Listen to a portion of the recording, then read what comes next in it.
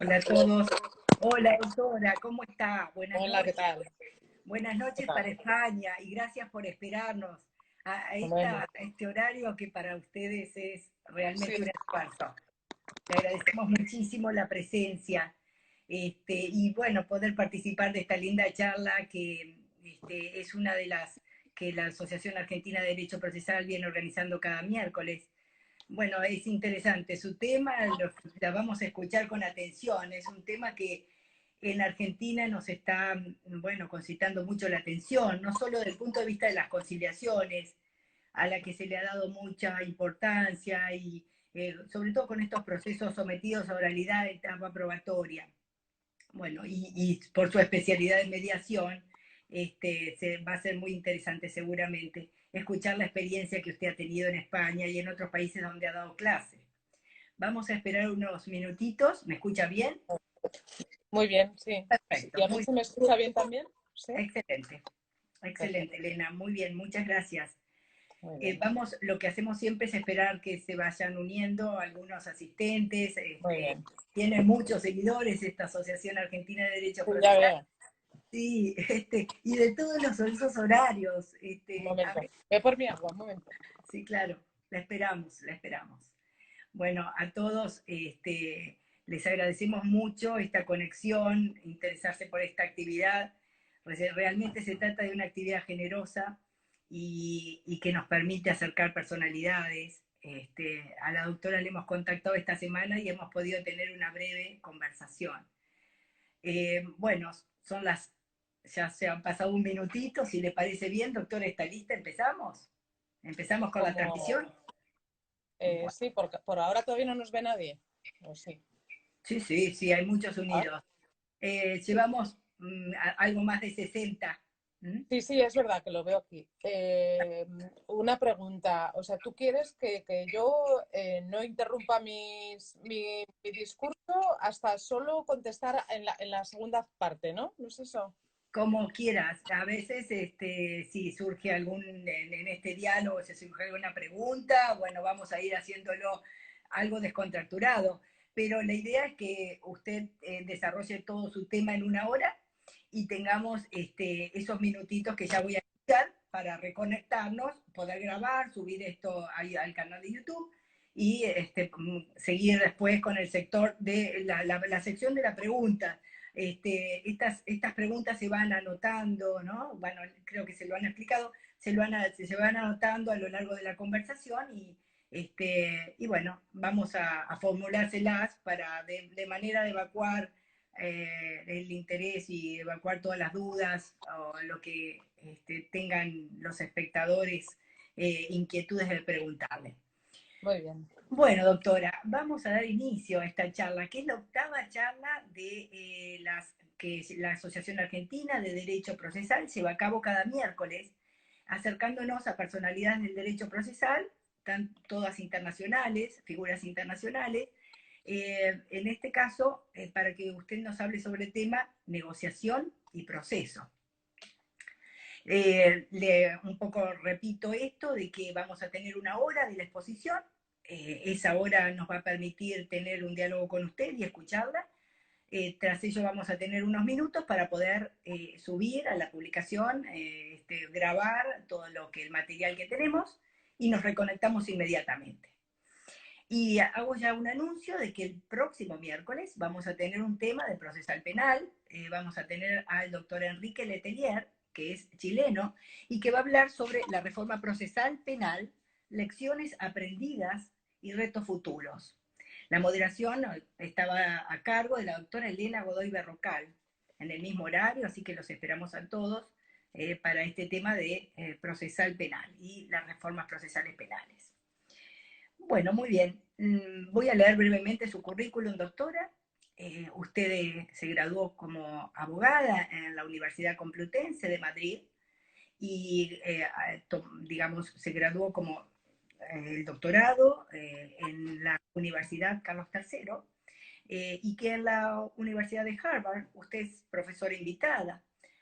Asimismo, ha presentado numerosos trabajos de investigación, ha presentado ponencias en congresos, ha realizado muchas publicaciones y que su especialidad es precisamente la mediación. Se ha dedicado a distintos proyectos acerca de la violencia sexual y sobre la justicia restaurativa. Y destacamos sobre todo que usted es un miembro como vocal permanente de la Comisión Nacional de Codificación. Bueno, doctora, creemos que el título lo dice, nos anticipa el interés que tenemos por este tema. Sabemos que usted participa de la idea, de la importancia de los medios alternativos de solución de conflictos, como una forma de salirse del proceso judicial, y de que participa de la idea de que siempre lo mejor es una negociación, o sea, un acuerdo negociado, y que surja de un diálogo activo, dice usted, y es empático. Bueno, empezamos nuestro diálogo, si le parece, Elena.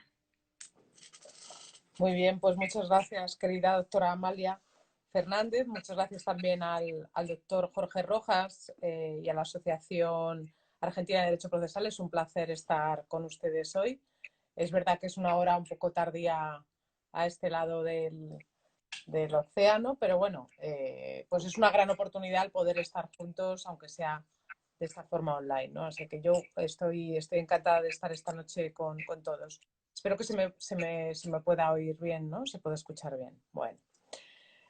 Bien, pues entonces yo había pensado hablar en esta ocasión con ustedes presentando un poco una aproximación que yo creo que es un poquito diferente de la tradicional que tenemos los procesalistas sobre las formas de resolución de conflictos y, bueno, ir comentándoles un poco la problemática que vemos en Europa, en países como España y que son, yo creo que problemas muy comunes a todos los países latinos o latinoamericanos, además de los del sur de Europa, ¿no? Que compartimos una cultura jurídica muy, muy parecida, muy cercana y que nos distancia un poco del resto del mundo.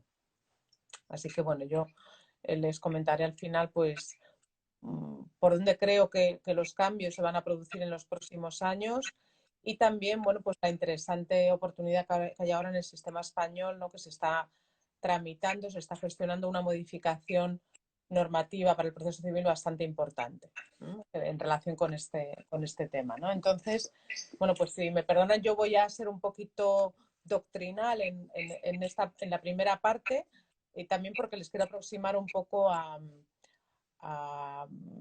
esa otra forma de ver el proceso y las estructuras jurídicas procesales.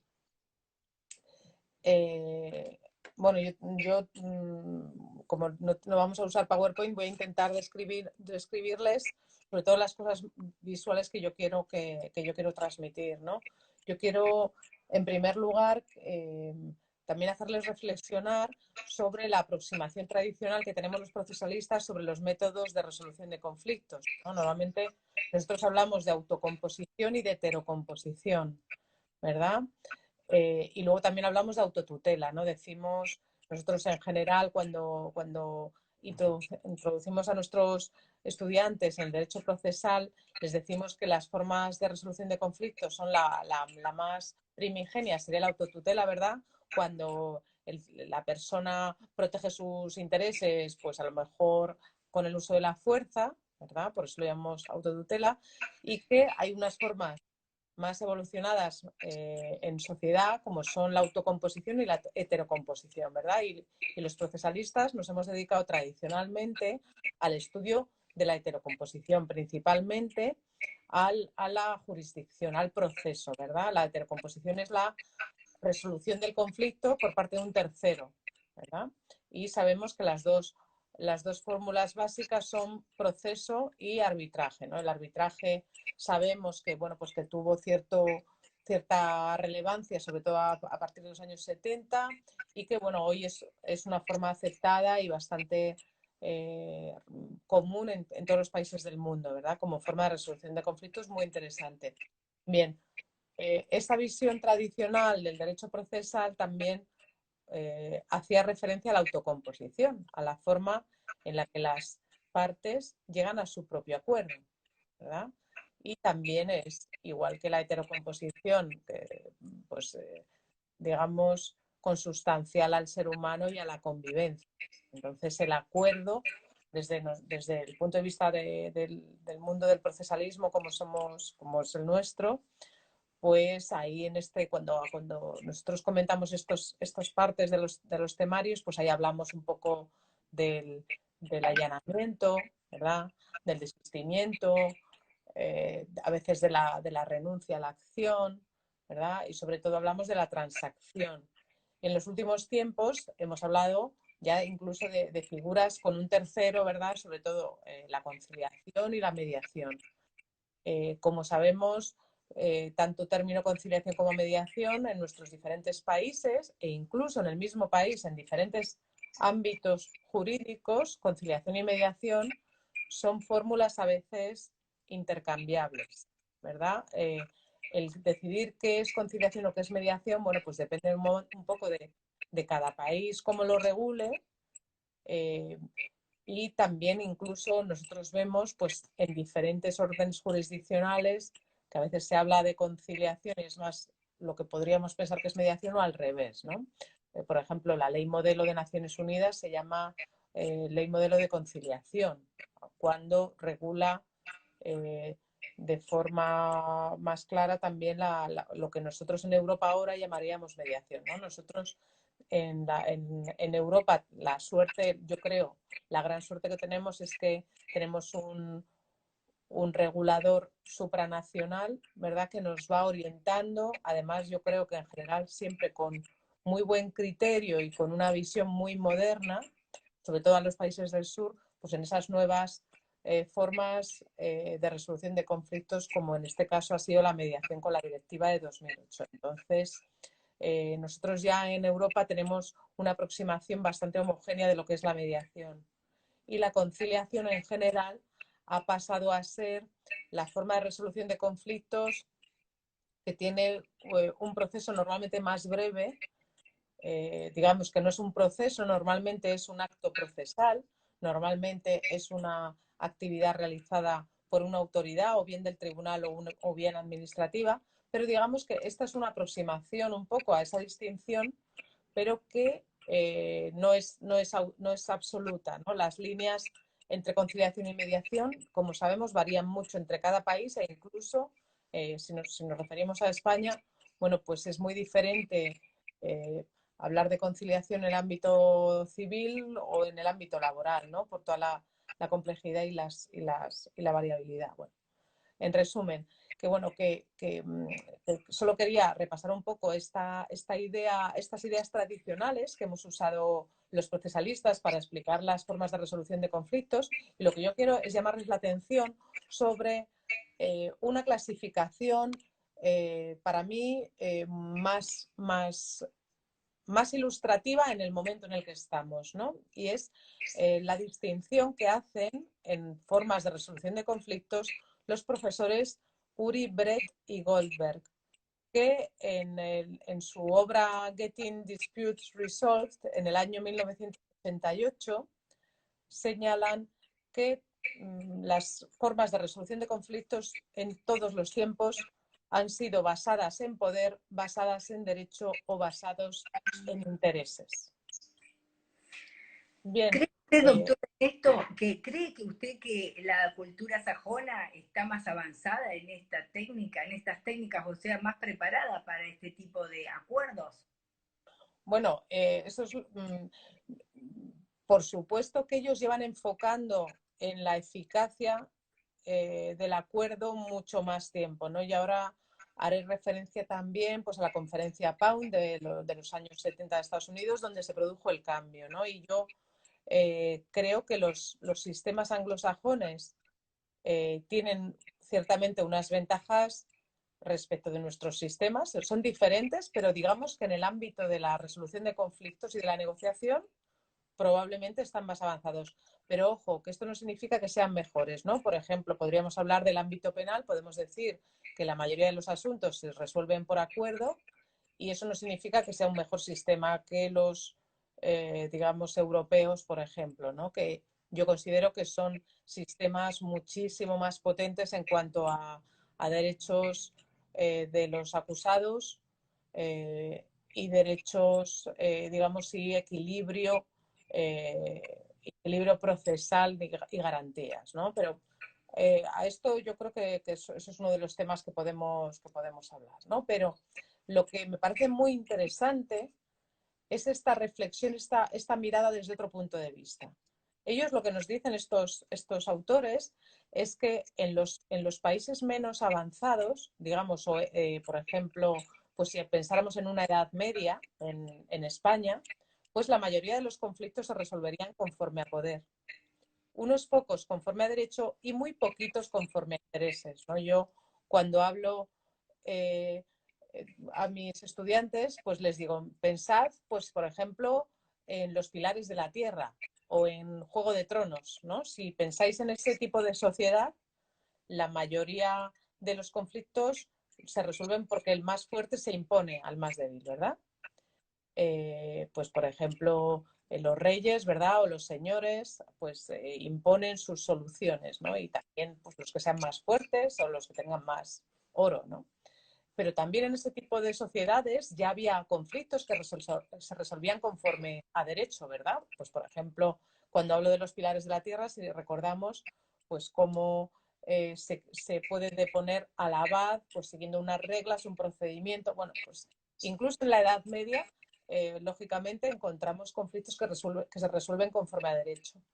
Y también empezamos a ver pues cierto comercio, ciertos acuerdos, ¿no? Ciertas resolución de conflictos a través de acuerdos, pero es mínimo, ¿no? Entonces, Uribret y Goldberg nos dicen que una sociedad que no está avanzada, pues tiene una forma, digamos, como de pirámide invertida, ¿no? La mayoría de los conflictos se resuelven conforme a poder, unos pocos conforme a derecho y muy pocos conforme a intereses. Entonces, ellos nos dicen que un país avanzado debería tener una estructura piramidal. Y es que muy pocos conflictos se resuelven conforme a poder, más conforme a derecho, pero la mayoría de los conflictos se resuelven conforme a los intereses de las partes. Bien, y esta es la gran diferencia, entiendo yo, respecto de la visión de los juristas tradicionales que hemos sido los países del sur de Europa y por extensión América Latina. Y es que no hemos manejado el concepto de intereses. Para nosotros, que hemos estudiado todos de nosotros leyes o derechos, ¿verdad? Nuestra carrera universitaria se ha llamado así, pues nosotros estamos todavía maravillados con el paradigma de la Revolución Francesa, en el que la ley ¿no? se establece para limitar los abusos de poder, ¿no? Y entonces el derecho, por supuesto, pues que es una maravilla, nosotros todos amamos el derecho, eh, pero quizá podemos ir aún más allá, podemos ir aún más allá del derecho, ¿no? En nuestra visión, en cómo estructuramos los conflictos y la resolución de conflictos. ¿Por qué? Porque nosotros, con esta visión de que el derecho es lo máximo, hemos hecho un paralelismo y hemos considerado que el tribunal es la maravilla y es el paradigma de la resolución de conflictos. Bien, bueno, esto puede ser verdad como construcción abstracta, pero en la práctica, si nosotros somos una sociedad de muchos millones de personas que tenemos muchísimas relaciones jurídicas cada día, vamos a generar muchísimos conflictos. Entonces, un país que tenga estructurado su forma de resolver conflictos con los tribunales como elemento básico, no va a poder ser eficaz resolviendo esos conflictos, ¿verdad? El diseño de las leyes procesales del sur de Europa, la española concretamente, son del siglo XIX. Son unos productos bastante perfectos para unas sociedades muy pequeñas y con muy pocas relaciones jurídicas. Cuando nosotros escalamos ese diseño a la situación del siglo XXI, donde somos muchos millones de personas, donde todos tenemos un celular, y un contrato de servicios de wifi y, y continuamente estamos adquiriendo bienes y haciendo contratos. Lógicamente, un porcentaje de esas relaciones jurídicas van a ser conflictivas. Y cuando nos vamos todos a buscar la solución a través del proceso, estamos colapsando el sistema de justicia, ¿verdad? Y entonces el sistema de justicia colapsado no puede reaccionar en un tiempo razonable a las demandas de los ciudadanos, ¿verdad? A los procesos. No va a tardar 6 meses ni un año, va a tardar 3, va a tardar 5, va a tardar 10. Y además, cuando llega la sentencia, como ha pasado mucho tiempo, muchas veces va a ser poco eficaz, no se va a poder ejecutar, ¿verdad? Por lo tanto, estamos colapsando con nuestra demanda de justicia el sistema, ¿verdad? Entonces nosotros no estamos cumpliendo en general este esquema que nos decían Uribret y Goldberg. No, nosotros el derecho pasa a ser la estructura dominante, no es una pirámide, sino que tiene ahí como una especie de engordamiento y el sistema está diseñado con incentivos y desincentivos de los que ahora hablaremos para acudir a los tribunales, ¿no? Entonces, a mí me parece muy interesante la idea de la resolución de conflictos conforme a intereses. Bien. Por supuesto, y eso por supuesto que preserva lo comunicacional y preserva la relación. Ahora, a veces esa falta de acudir a esos medios alternativos puede significar no estar preparado, la inseguridad de saber que existe la autocomposición, que la solución está en los litigantes en realidad. Es falta de preparación, es una cultura quizá que no está no inclinada o acostumbrada. Usted diría, empecemos en el grado a generar esto. ¿Cómo creamos la conciencia? Porque la ley de mediación nosotros la tenemos hace 10 años en Argentina y el anteproyecto de reforma del Código Procesal, Civil y Comercial de la Nación pone mucho énfasis en estos poderes del juez de llamar a conciliación. Es más, o sea, el éxito del proceso está puesto muchas veces en lograr esa conciliación o en la etapa preliminar, esa audiencia preparatoria o durante el curso del proceso. Pero existe de alguna manera, no sé si llamarlo temor, o sea, Sí, una bueno, ahora, reserva. claro, ahora lo vamos a ver, pero hay todo un cambio de paradigma para el que probablemente la abogacía todavía no se ha preparado completamente, ¿no? Y yo, por supuesto bueno, al final vamos a ver qué propuestas podemos hacer, pero tengamos en cuenta que en relación a esto que estamos comentando, los sistemas jurídicos todavía no lo tienen asimilado. Es decir, nosotros en España el principal derecho procesal desarrollado por el Tribunal Constitucional es el derecho a la tutela judicial efectiva. ¿De acuerdo? Entonces, se ha equivocado de alguna forma los derechos relacionados con el proceso, como son el proceso debido, que el proceso sea adecuado, y se ha hecho un hincapié excesivo en la jurisprudencia española sobre el derecho de acudir al tribunal. ¿De acuerdo? Entonces, ese derecho a la tutela judicial efectiva está muy garantizado por muchos mecanismos, por ejemplo, no hay tasas, etcétera. El Y acceso a la entonces, justicia, claro, lo entonces que llamamos. hay un exceso de acceso a la justicia, que es lo que llamaríamos en análisis económico del derecho un exceso de demanda. No me refiero a demandas procesales, sino exceso de solicitud de ese servicio. Entonces el servicio público de justicia colapsa. Bien, ¿cuál es la idea de Uri Bret y Goldberg? Pues que los abogados tienen que negociar y tienen que conseguir resolver los conflictos a través de los intereses sin acudir al sistema de justicia. Entonces, para mí es muy interesante un artículo del profesor Manukin en el año 1979. Este es el profesor que dirige el PON en Harvard, cuando yo estuve de profesora visitante, y se titula Negociando a la sombra del derecho. Es decir, el abogado sabe lo que dice la ley, sabe lo que puede decir el tribunal. Y entonces, hablando con el contrario, puede buscar un acuerdo dentro del marco dispositivo, por supuesto, y que satisfaga a las partes, ¿no? Yo, por ejemplo, le puedo decir a el cliente, si no le están pagando la renta del alquiler, la ley yo sé que dice que tiene derecho a que le paguen la renta y que tiene derecho a que le devuelvan la casa, pero eso es lo que dice el derecho y lo que puede decir el tribunal. Pero lo que es el interés de ese ciudadano, de ese cliente, lo tengo que ver yo cuando le entrevisto, ¿no? Entonces, él me tiene que decir qué es lo que es más importante para él. A lo mejor es muy importante para él pagar la hipoteca y por lo tanto necesita alquilarlo enseguida. O para él es muy importante que no se lo destrocen porque lo heredó o porque trabajó mucho en ello. Entonces, yo sabiendo cuáles son los intereses de mi cliente reales y ordenados prioritariamente, me puedo ir al contrario y decirle, oye, si te vas mañana, no tenemos demanda, pero deja la casa perfecta, pero vete ya, por Claro. ejemplo. Eso que se Bueno, dice, ¿para qué lo quiere? ¿No? No qué quiere, sino para qué lo quiere. claro, ese es el concepto de intereses y ese concepto en el mundo jurídico en general no lo hemos dominado, no lo hemos manejado, no forma parte de nuestro currículum.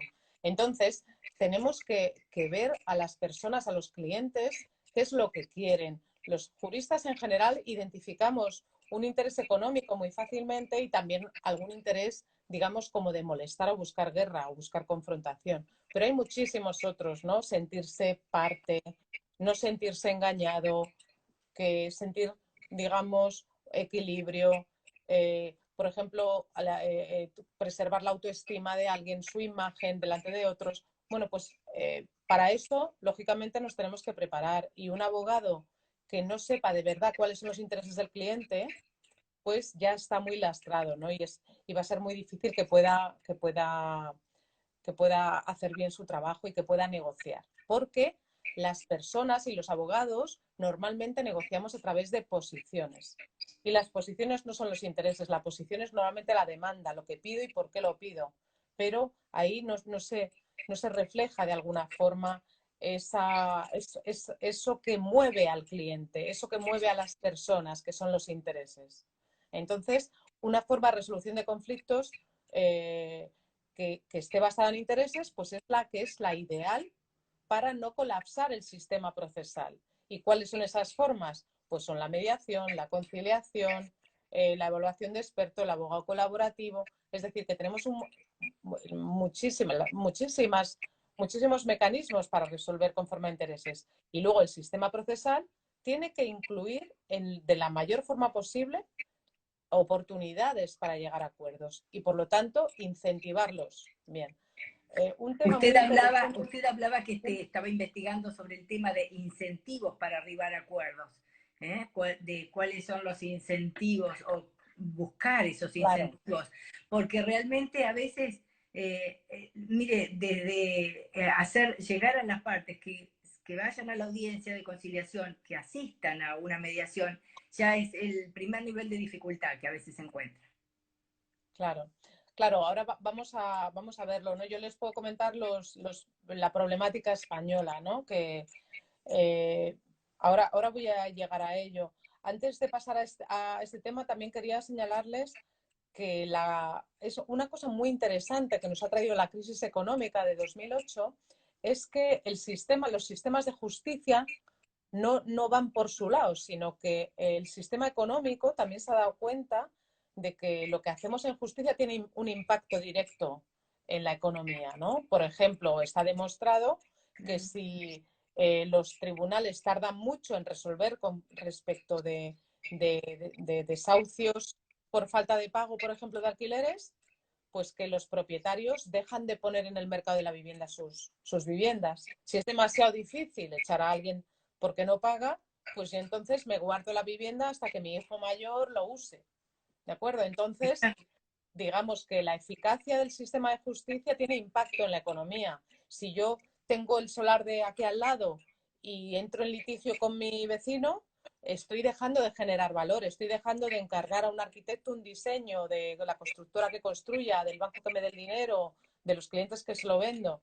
Es decir, que el exceso de litigación provoca pérdida económica del país. Entonces, la crisis también ha hecho que los operadores, digamos, del sistema económico también tengan una visión y un control y un impacto, digamos, una preocupación mayor, Usted ¿no? dice en lo inmediato para las partes y en lo inmediato para toda la economía, pero claro, es decir, se resiente todo a partir de estas medidas dilatorias que muchas veces Claro, estos procesos largos llevan.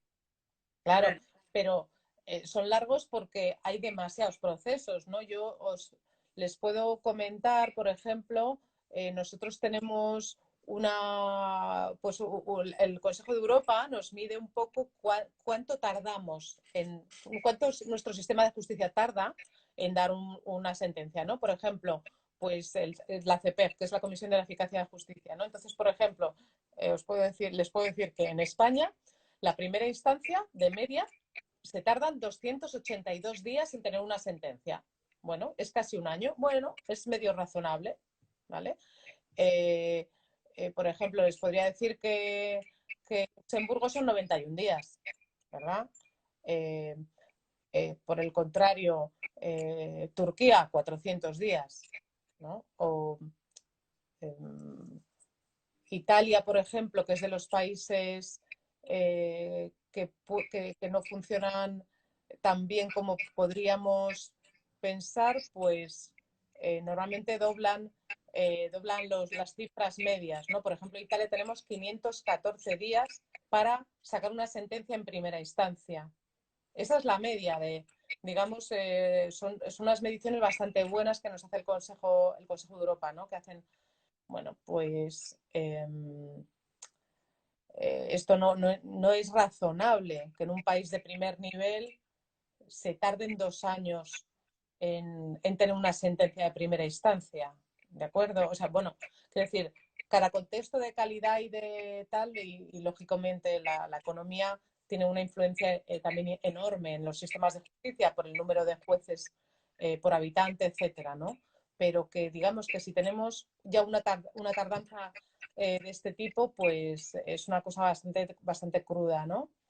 Eh, luego también, por ejemplo, en los divorcios es otra cosa que medimos, ¿no? Para ver en cuánto tiempo nos dan una sentencia de divorcio. Pues en España nos dan una sentencia de divorcio 298 días después de poner la demanda de media. Bueno, un año, ¿vale? Pero el ciudadano del siglo XXI no se crean que esto lo lleva muy bien, ¿no? Pero, pues, por ejemplo, les puedo decir que eh, por ejemplo, Portugal son 163 días, o sea, casi la mitad la mitad de España. Pero si les vuelvo a contar Italia, pues Italia 511 días de media. Es decir, una persona que se quiere divorciar tiene que esperar 2 años a que le den una sentencia en primera instancia. Y ojo, que luego va a llegar la apelación. Bueno, no es razonable, ¿verdad? No es razonable digamos, para el ciudadano del siglo XXI, ¿no? Entonces ya les digo, por ejemplo, la media en Europa es como de 180 días. Y bueno, nosotros estamos muy por encima, por lo tanto, los tribunales españoles están demasiado atascados. Ya si me voy a ver los italianos, pues ya es para morirse.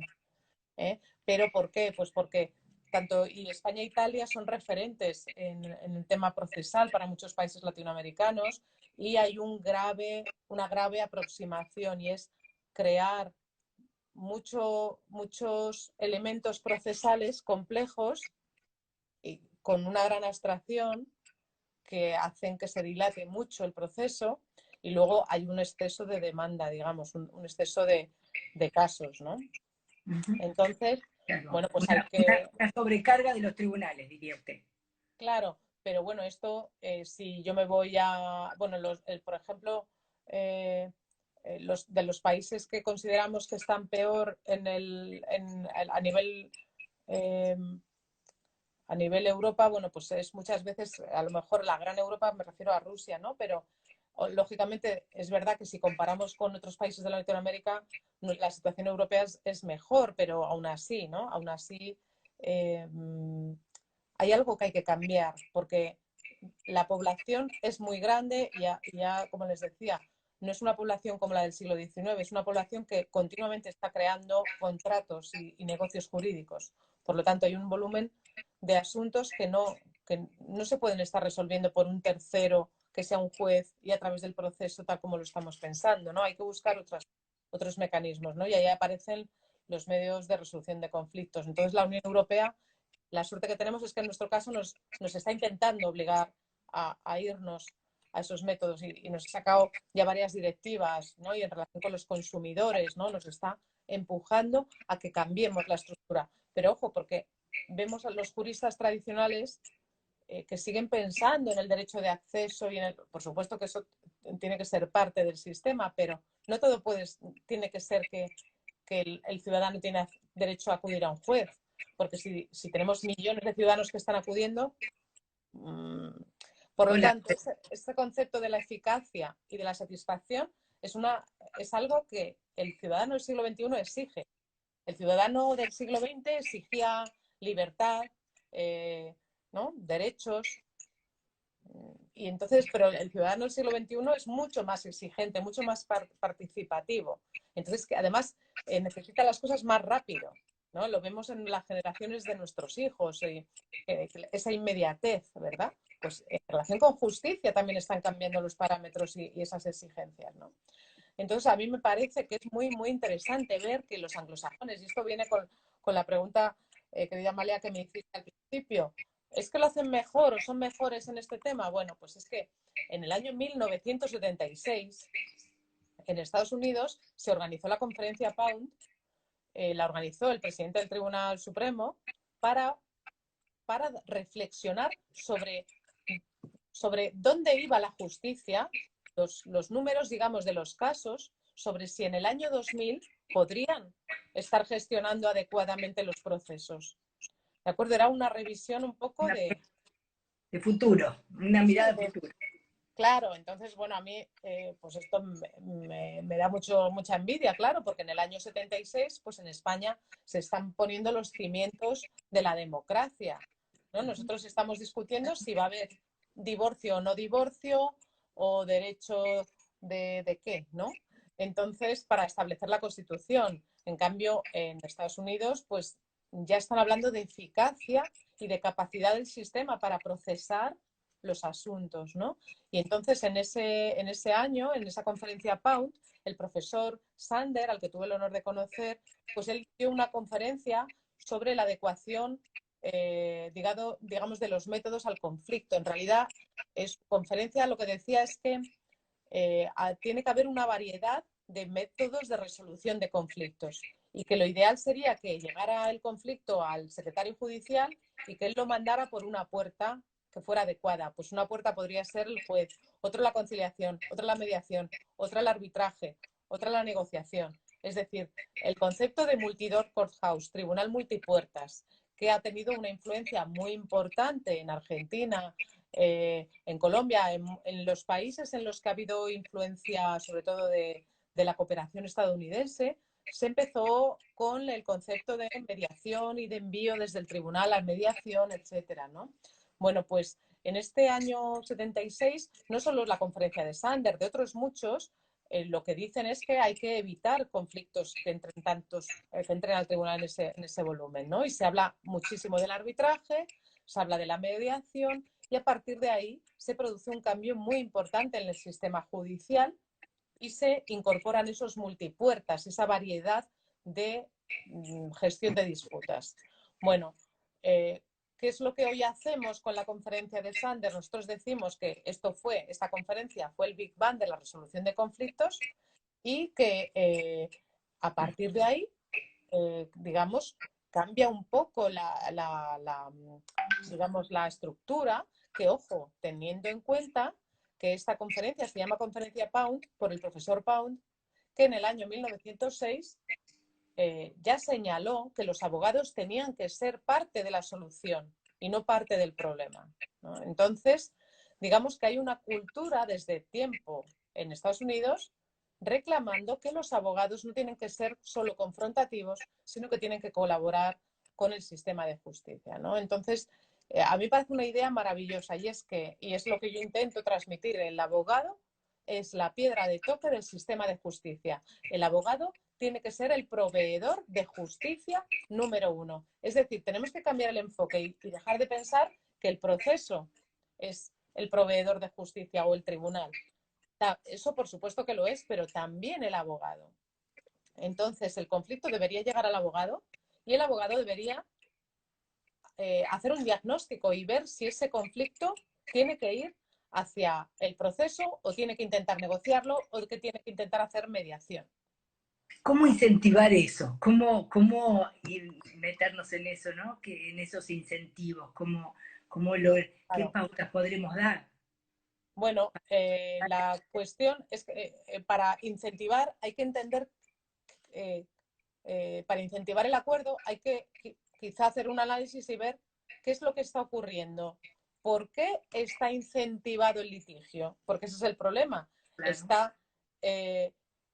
Está incentivado en el sistema, al menos el sistema español, por supuesto en el sistema italiano, con toda esa problemática que tienen, y en general casi todos los sistemas latinoamericanos. ¿Por qué? Pues porque nuestra cultura jurídica es de proceso, para empezar. Por lo tanto, tiene que producirse un cambio. Luego, segundo, en general, la abogacía no ha sido formada en negociación. No ha sido formada ni en mediación parcialmente, ¿no? Pero en general nuestros estudios de derecho están centrados en el proceso y todas las asignaturas siempre tienen el proceso de trasfondo en cuanto a si no se cumple, proceso, ¿verdad? Entonces hay una cultura en ese sentido,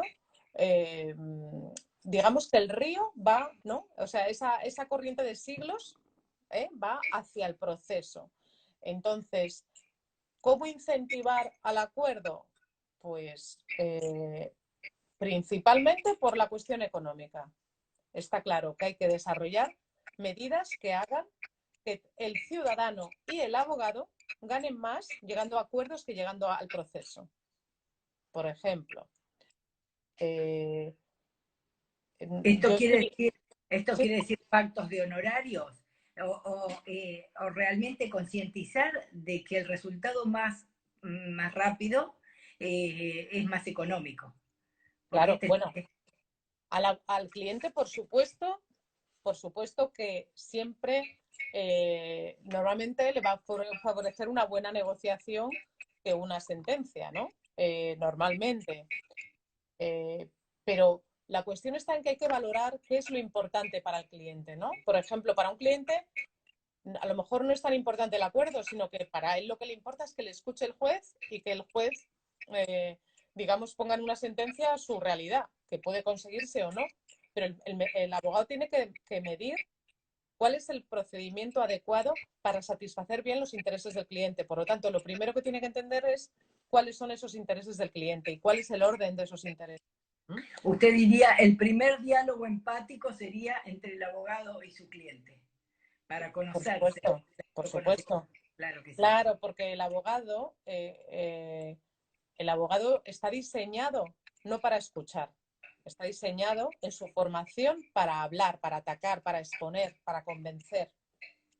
¿De acuerdo? Mientras que, imaginemos, si miramos a otra profesión, el psicólogo está entrenado para escuchar, ¿no? Nosotros necesitamos aprender a escuchar, aprender a identificar qué es lo que quiere esta persona de verdad, cómo hacer una buena, digamos, entrevista al cliente o sesión inicial, digamos, o eh, que nos ayude a entender de verdad lo que quiere, porque la gente en general, yo digo a mis alumnos, a ver, el doctor House, ¿qué dice de los pacientes?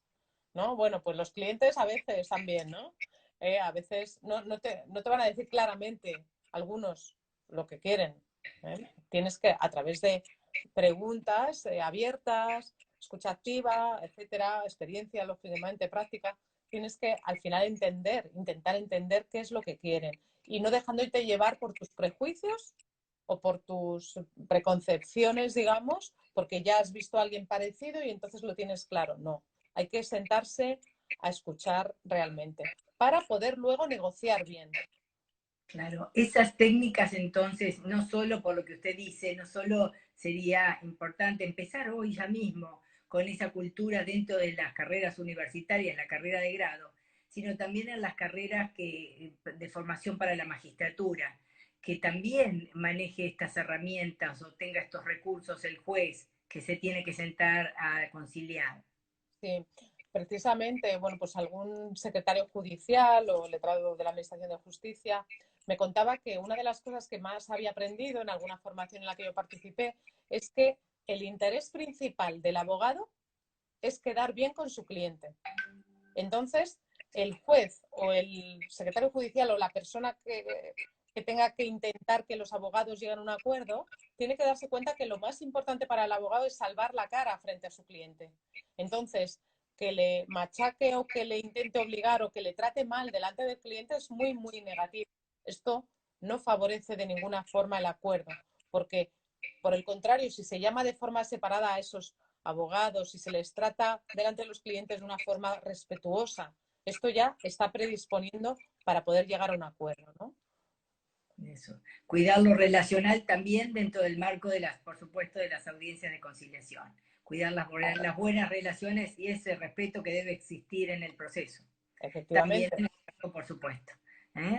Claro, los abogados españoles se quejan mucho del trato recibido y probablemente el órgano judicial no quiere dar esa impresión, pero también esa diferencia de rol y también la sobrecarga de trabajo, etcétera, puede hacer que no hagamos una buena comunicación. Entonces, es muy importante que el órgano judicial y los partícipes en él pues sepan mirar a los ojos al abogado y a sonreírlo y hablarlo de una forma tranquila y sobre todo no amenazando su imagen delante del cliente, ¿no? Nosotros, yo estoy intentando también introducir la idea de que hay que intentar un acuerdo siempre en el proceso y que las leyes procesales incluyan en lo posible intentos de acuerdo como requisito de procedibilidad y que además se vincule la condena en costas al haber intentado o no el acuerdo. Bien, yo creo que hay un concepto nuevo que tenemos que manejar los procesalistas, que puede ser el abuso del servicio público de justicia. El servicio público de justicia no puede ser utilizado sin más y a todas horas por todos. Entonces, es razonable que tú vayas al tribunal si tú has intentado llegar a un acuerdo y la cosa no ha funcionado, salvo en casos excepcionales, lógicamente, en relación con determinadas personas. Por lo tanto, creo que hay que incentivar a través de la cuestión económica el llegar al acuerdo, pero también obligar a que haya un mecanismo de intento que puede ser simplemente negociar. ¿eh? Es decir, no creo, o sea, por supuesto que yo apoyo la mediación, pero a nivel macro necesitamos que los abogados lleguen a acuerdos también, ellos con sus abogados contrarios, ¿no? Directamente. Entonces, hay que establecer mecanismos relativos a las costas, ¿no? Que obliguen, digamos, al pago, por ejemplo, al que no ha intentado llegar al acuerdo y hubiera podido llegar al mismo acuerdo negociando, ¿no? Bueno, ahí esto es muy complejo técnicamente, lógicamente, pero estos son los mecanismos que hay que buscar, ¿no? También otro de las propuestas sería que cuando hay justicia gratuita, que también los abogados cobren lo mismo, si llegan a un acuerdo, cobren lo mismo que si hubieran tenido que llegar a la sentencia. Es decir, esto, por ejemplo, este sistema se ha hecho en España en el ámbito penal, en lo que llamamos los juicios rápidos, y entonces, pues, además de que el acusado también puede reducir un poquito de la pena, pues hay incentivo tanto para el abogado como para el cliente. Entonces, Entonces, usted dice el incentivo es económico, en primer lugar. el incentivo, a ver, el abogado está trabajando de abogado para vivir, es su profesión. Entonces, ¿qué ocurre? Que le tenemos que mover de estar cómodo en el proceso a que esté muy cómodo en el acuerdo, porque va a colaborar para que todo el sistema funcione y para los pleitos que tengan que seguir, pues van a seguir mejor porque el tribunal va a tener menos carga y va a poder dar un resultado. Por lo tanto, yo entiendo que por ahí van las cuestiones. Ojo, que no siempre va a ser posible el acuerdo, por supuesto, porque ¿qué problema tenemos principalmente? Pues que el abogado, el rol del abogado tiene que cambiar algo más complejo, tiene que añadir unas habilidades de negociación.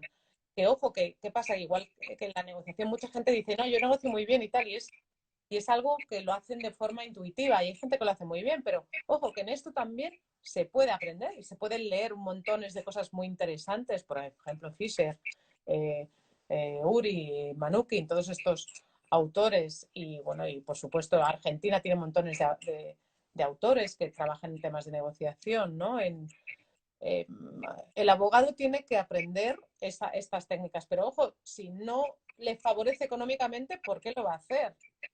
Si haciendo el trabajo tradicional va a seguir ganando lo mismo, si no le damos algo más, por ejemplo, que ahorre tiempo cerrándolo, que el cliente quede más satisfecho, por supuesto, ¿eh? Que tenga él una satisfacción mayor porque en vez de estar, digamos, deteriorando una relación ha ayudado a que no se deteriore tanto. ¿Eh? Luego, por ejemplo, tú hablabas de las notas de encargo. Nosotros llevamos visto notas de encargo, ¿no? Que es cuando hablamos sobre el precio que vas a cobrar al cliente. Pues en esas notas de encargo tiene que estar establecido que si llegamos a un acuerdo es el mismo precio, no es menos, ¿de acuerdo? Porque incluso es mucho más satisfactorio para el ciudadano, ¿no? Pero también hay que trabajar en la visión que tiene el ciudadano del abogado, porque muchos ciudadanos creen que el abogado bueno es el abogado que está ladrando y que está montando una guerra en el proceso. Entonces, también hay que hacer una labor social, cultural, para que el ciudadano se dé cuenta de que primero se tiene que responsabilizar de su propio conflicto, segundo, que no tiene que abusar del sistema público de justicia y tercero, que el buen abogado es el abogado que te va a producir un acuerdo y que te va a facilitar la vida. Entonces, tenemos que también cambiar un poco el chip y no pensar que estamos como en el siglo XIX y es que los cambios se producían porque sacabas una ley. No, tú puede que saques cosas normativas, pero tienes que sacar sobre todo publicidad, tienes que hacer campañas para que la gente sepa qué hay, cómo acudir, formación, etcétera, ¿no? Por supuesto que los abogados tenemos que empezar desde el grado a enseñarles este tipo de cosas, de cómo negociar, de qué es lo importante para el cliente, de muy bien la ley, pero también abre los ojos a otras cosas. Y el abogado al final va a estar mucho más satisfecho, ¿no? Y yo sé que entre los que nos están escuchando, pues los compañeros, saben que la mayor satisfacción es pues ayudar a los demás, ¿no? Y eso se va a ser más claro, lógicamente, si llega a un acuerdo, ¿no? Entonces, necesitamos que haya elementos económicos que favorezcan el acuerdo también para los abogados, ¿no? Pues, por ejemplo, beneficios fiscales, etcétera, que puedan, por supuesto, para los jueces también. Es decir, si a un juez le van a pagar lo mismo, sea sentencia o sea una aprobación de un acuerdo, pues bien. Si digamos, le van a penalizar los acuerdos de las partes, como ocurre ahora en España, que se está intentando cambiar, pues mal, porque entonces no tiene interés. O sea, que tenemos que incentivar a todos los operadores a que se llegue a acuerdos, a que se despejen, digamos, los archivos procesales y también a que los ciudadanos estén más satisfechos. Un propio desafío del juez también es tener plazos más cortos de sus procesos, que, bueno, eso en el control de gestión se advierte inmediatamente, es cuánto duran los procesos ante los jueces. Eso también es una medición que hace al éxito de la gestión. Claro. Elena, dentro de unos poquitos minutos, aproximadamente 4, esta comunicación va a cortar. Les recuerdo a usted y a todos que nos vamos a volver a conectar para el ciclo de preguntas, pero bueno, y que para estar advertidos, que vamos cerrando este segmento de su charla, de su diálogo. Y bueno, si tuviera hoy que pensar, bueno, tengo acá más de 100 en mi auditorio, que son abogados, que son funcionarios, que son jueces. ¿Usted qué mensaje le daría a esos mensajes, a esos abogados del siglo XXI? Pues que se preparen para escuchar, principalmente. Y porque escuchando realmente a los clientes y escuchándolos con todos los sentidos y de una forma organizada, podemos hacer el primer paso para hacer una buena negociación después. Muy bien.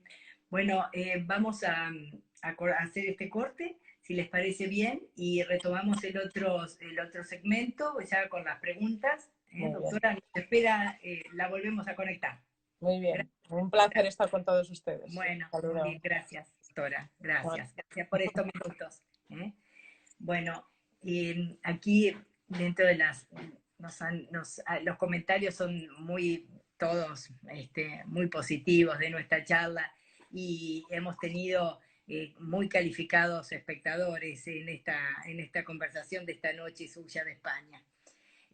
Doctora, quería un poco, bueno, comentarles que algunos nos han preguntado acerca de qué sucedería, nos pasa hoy que en mediación muchas audiencias no se pueden hacer por la falta de asistencia, que la imposibilidad de convocarlos presencialmente a a las partes, a quienes requirente y requerido de una mediación. En España se están haciendo o se han hecho durante este coronavirus estas por videoconferencias o a través de la telemática, a través de otros medios. sí, bueno, nosotros hemos tenido prácticamente una parada total de los tribunales.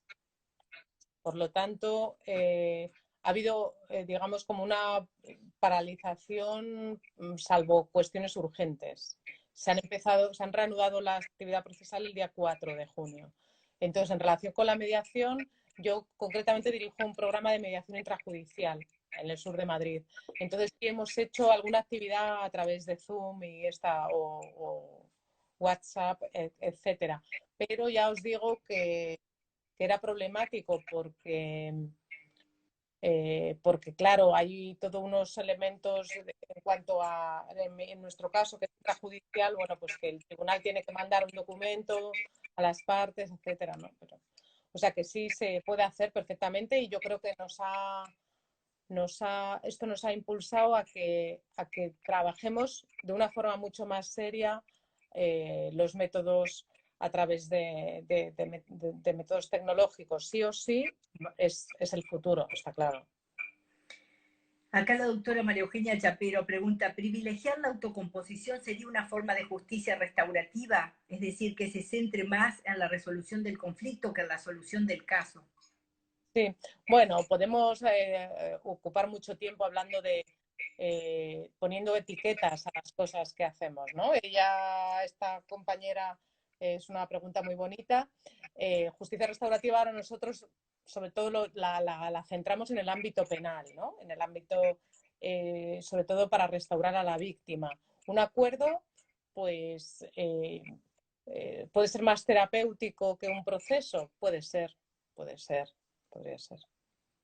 La doctora Ana Clara Pauletti pregunta, ¿es difícil prever implicancias procesales de la conducta desplegada a mediación prejudicial si la misma guarda carácter confidencial, salvo en lo que respecta a los aspectos como la inasistencia?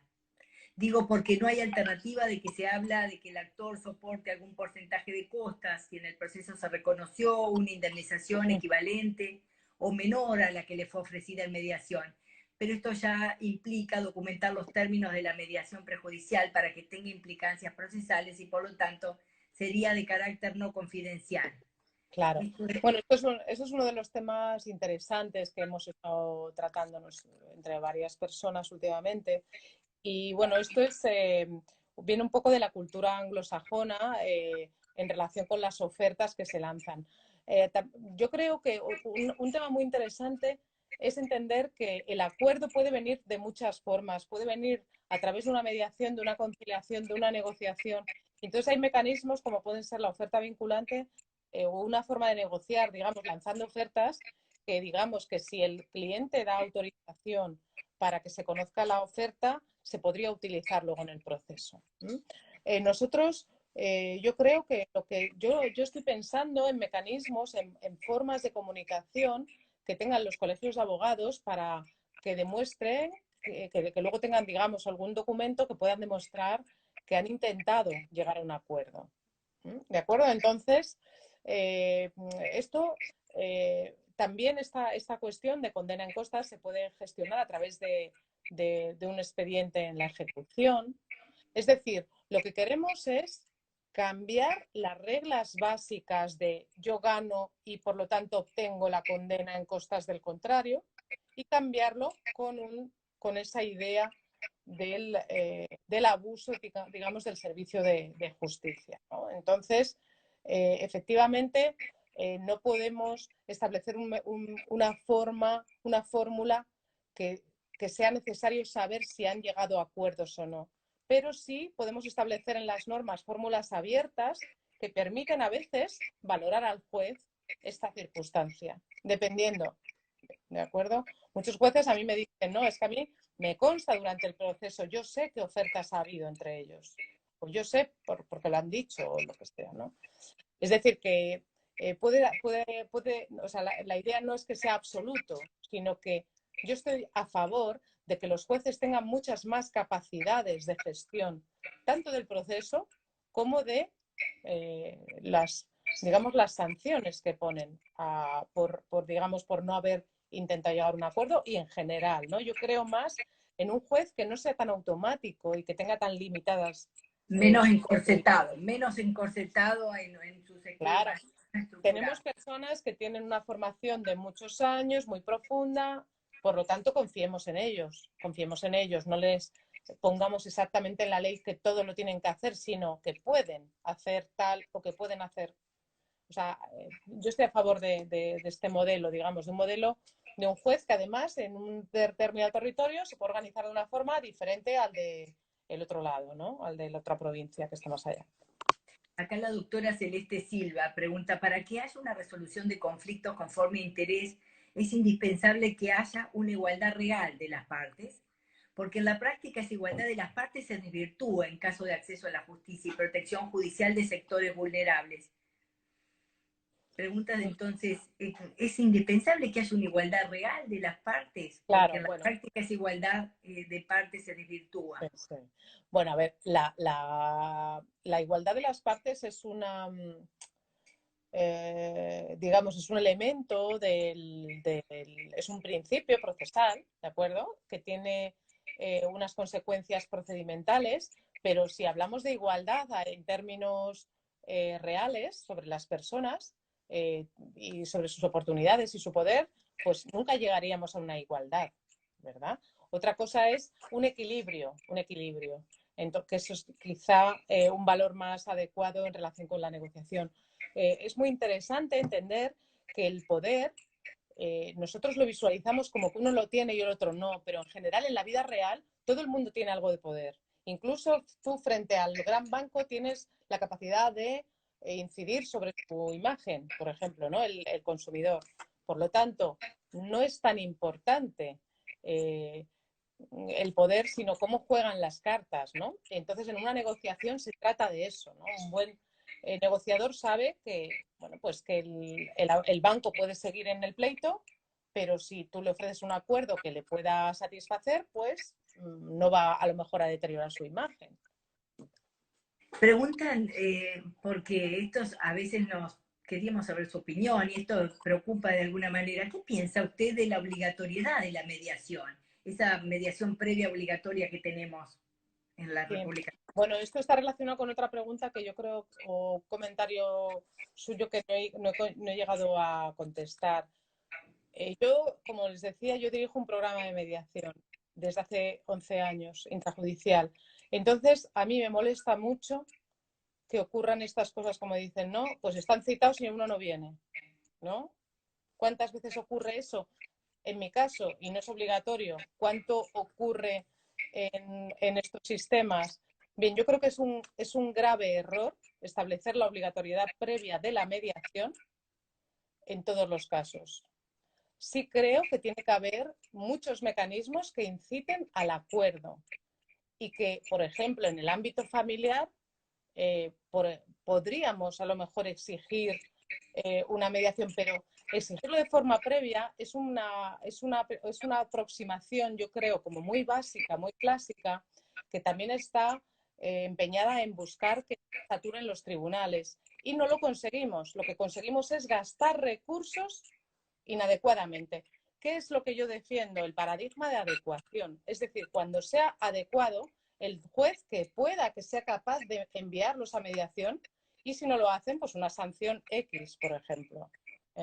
Sí, creo también que a lo mejor en el ámbito familiar podemos establecer la obligatoriedad de la mediación de forma indirecta. Por ejemplo, las partes tienen obligatoriamente que presentar un plan de parentalidad, y si no lo rellenan de mutuo acuerdo, necesariamente tendrán que ir al mediador a que les Lo ayude tenemos, a claro, rellenarlo. el código civil y comercial lo tiene previsto, nuestro código de 2015 tiene previsto esto, precisamente cuando hay desacuerdos en esa materia, que el juez pueda mandar a mediación, estando ya en el marco del proceso de familia, pero que ese envío a mediación para Claro. que...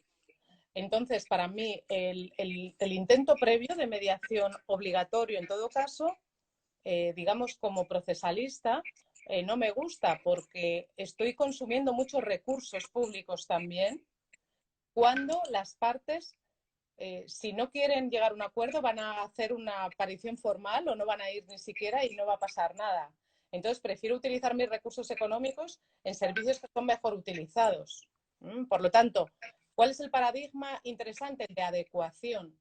¿Y qué es lo que tenemos que conseguir? Que los abogados intenten acuerdos, y por lo tanto tenemos que cambiar la mentalidad de los clientes sobre el conflicto, y por supuesto la forma de ganar dinero de esos abogados, que lo puedan ganar a través de procedimientos colaborativos y no solo del litigio.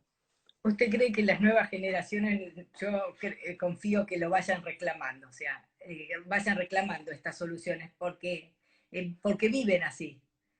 Ya no pueden Claro, esperar, ya somos más impacientes, me parece. claro, las nuevas generaciones son más impacientes y también están acostumbradas a un nivel de calidad mucho más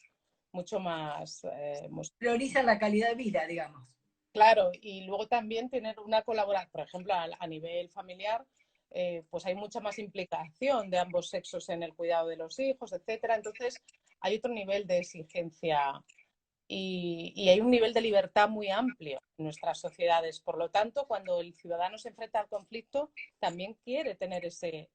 El Ojo, protagonismo de la solución. claro, que no todos los casos van a tener que ir a negociación o a mediación. Hay muchos que tienen que ir al juez y ya está. Entonces, no les hagamos eh, intentar ni siquiera llegar a un acuerdo. El doctor Toribio Enrique Sosa pregunta, ¿cómo acordar sin conocer el contenido y los límites del conflicto de intereses? ¿No hay que delimitar y depurar el conflicto para saber cuáles son los hechos controvertidos? ¿No habrá que producir prueba anticipada, alguna preponderante? Luego de una instrucción preparatoria, sabiendo cada interesado cuál es su real posición, ¿no sería más fácil acordar en base a intereses? Bueno, en los intereses, eh, si estamos hablando de un proceso civil, ¿de acuerdo? Si hablamos del Estamos proceso hablando civil, del proceso civil, sí. claro, cuando hablamos del proceso Quien civil, pregunta es un juez de cámara de una localidad de una localidad de la provincia de Buenos Aires. sí, bueno, pues el proceso civil, a diferencia del proceso penal, la fase preparatoria, ¿verdad? La hacemos las partes, la hacen los abogados con sus clientes, preguntándoles, tráeme este documento, tráeme este otro documento, ¿no? Hacen esa fase preparatoria del proceso, ¿no? Y saben qué fuerza tienen, un buen abogado puede medir qué posibilidades hay de éxito o no éxito. Y eso, lógicamente, debería trasladarlo al cliente y plantear, en su caso, la negociación, ¿no? Entonces, ¿qué ocurre? Que cuando presentamos demanda y contestación, pues ya nos estamos posicionando. Los intereses reales de las partes, por lo menos para el juez, normalmente no van a ser reales hasta que escuche a la gente cuando llega a su cámara, ¿no? Entonces, bueno, por supuesto que puede haber una oportunidad para provocar el acuerdo en ese momento, ¿no? Pero la idea que yo quiero transmitir es que necesitamos que los abogados practiquen mucho más el acuerdo, practiquen mucho más la negociación. Vayan a mediación si lo consideran, o vayan a mediación solo para tal parte del conflicto, que tengan muchas más habilidades en relación con los métodos de resolución de conflictos. El doctor Jorge Rojas dice que le pida que se diferencie el conflicto del caso para que los abogados puedan trabajarlo mejor. Claro, bueno, nosotros cuando nos viene el cliente, nos cuenta su vida, ¿no? Y su problema. Y nosotros lo que hacemos es buscar el encaje jurídico de su situación, ¿verdad? Y lo pasamos al lenguaje jurídico y lo ponemos en nuestra demanda, ¿verdad? Entonces, puede que haya un conflicto, ¿no? Por ejemplo, nosotros hicimos una mediación entre unos hermanos que el padre había desheredado a la hija del primer matrimonio. Y entonces el caso, el proceso, era sobre anulación de una cláusula de un testamento. Cuando nos lo mandaron a mediación, nosotros pudimos ver el conflicto que era mucho más allá del objeto procesal. No era sobre solo anular esa cláusula, sino sobre la relación que el padre había tenido con esa hija, sobre los dos demás hermanos, sobre... Y entonces en mediación se reorganizó toda la herencia, digamos, ¿no? Entonces, el conflicto normalmente es mucho más amplio de lo que se refleja en el caso procesal. ¿Por qué? Solo recoge lo que el jurista puede incorporar desde el relato del cliente, ¿no? Y lo transforma en lenguaje jurídico basado en normas. Por lo tanto, es mucho más estrecho, es como un iceberg, es la punta del iceberg donde la posición es esa demanda, pero la realidad detrás es muy amplia, es eso que queda escondido. Entonces, un buen abogado no se va a quedar solo en los datos que a él le ayudan a sustentar su demanda, sino que debería inquirir en eso que mueve a las partes, eso que le daría satisfacción si lo consiguiera. Acá preguntan, ¿cómo podríamos generar cambios en el proceso judicial para generar verdaderos espacios colaborativos? ¿Qué se Sí. le ocurre? Bueno, pues yo creo que es muy importante crear un buen ambiente, o sea, que digamos esa relación y ese diálogo entre abogados, jueces, personal del sistema jurídico sea mucho más fluido, pero también es esencial que este sistema no tenga un exceso de casos, porque los, los funcionarios de las Cortes con carpetas y con casos que les llegan hasta el techo, bueno, pues en general esto no produce mucha alegría ni muchas ganas de comunicarse y al revés, en la práctica vemos que ven al abogado como al problema, como el que produce el problema, cuando el abogado es incluso más víctima del sistema que ellos. ¿De acuerdo? O sea, hay que entender que se trata de una cuestión estructural y de volumen de conflictividad. Por lo tanto, tiene que haber un cambio. Yo entiendo creo que es muy importante la cordialidad y el diálogo para empezar entre el personal del órgano judicial y los abogados y que se entienda que están todos trabajando juntos para algo positivo, que puede ser llegar al acuerdo. Por lo tanto, ese buen trato al abogado, ese producir espacios de comunicación, también producir espacios de comunicación con las partes concretas, ¿no? Que puedan venir, por ejemplo, a actos procesales previos donde se pueda provocar el acuerdo, bueno, por ejemplo. Esto se relaciona con la pregunta de la doctora Romina Moreno, que dice, ¿considera que el problema que atravesaron en el sistema de justicia actual, saturando los tribunales, sin resolver eficazmente los conflictos, tiene relación con la formación de los operadores jurídicos, jueces y abogados formados con mentalidad de suma cero, los cuales solo imaginan una resolución a través de sentencia como ganador-perdedor? Uh-huh. ¿Qué Claro, considera es la causa? claro, esto ¿Qué es lo una de dice? las causas, es que nosotros estamos en el sistema, digamos, napoleónico, en la mentalidad napoleónica, todos los países de Francia para abajo y por herencia también Latinoamérica, ¿no? Entonces, es una estructura cultural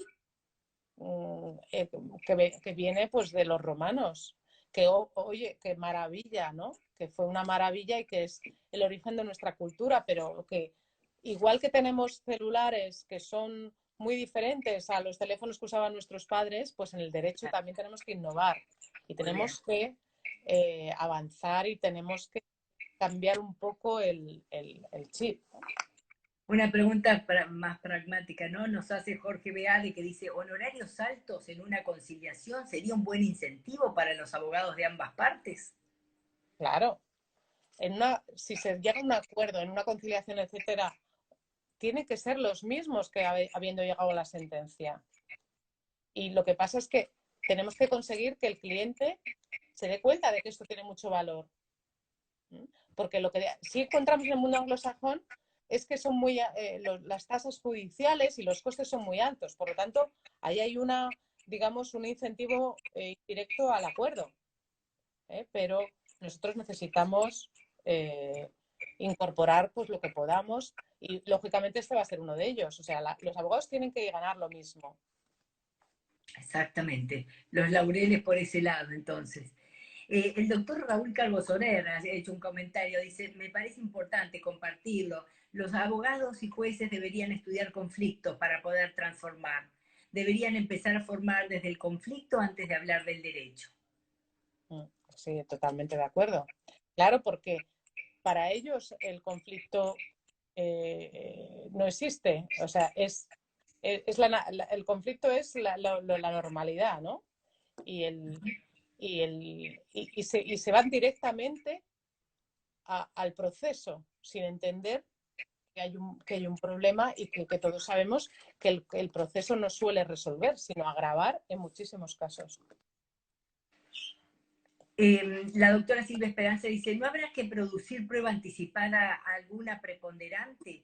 O sea, prueba que permita de alguna manera de disparar acuerdos. Claro.